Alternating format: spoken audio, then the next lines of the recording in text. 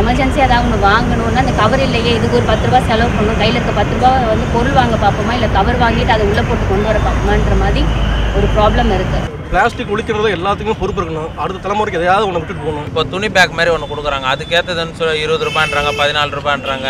அது ரொம்ப எங்களுக்கு கஷ்டமாக இருக்குது. நம்ம துணி எடுக்கும்போது 15 ரூபாய் பை வந்து ஒரு பெரிய விஷயமா இல்லை.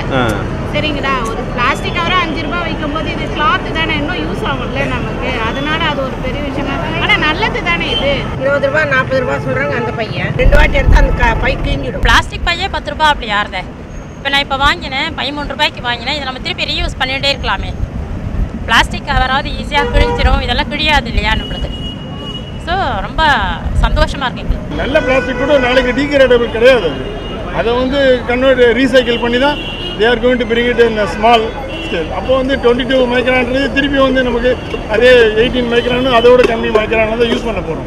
அதனால் வந்து நம்ம வந்து மெயினாக நம்ம வீட்டிலேருந்து வரும்போது ஒரு பை எடுத்துகிட்டு வந்தோம், அப்படியே கையை வீசின்னு வந்து போகலான்னு நினைக்கிறோம். அது தவறு. அதாவது வந்து உடனடியாக எல்லாத்தையும் கட்டுப்படுத்த முடியாது. கொஞ்சம் படிப்படியாக பிளாஸ்டிக் பொருளை ஒழிச்சிட்டு வரதுக்கு நல்ல ஒரு வாய்ப்பு. பிஸ்கட் பேக்கெட்ஸு, சாக்லேட்ஸு, அது எல்லாமே கூட பிளாஸ்டிக் தான்.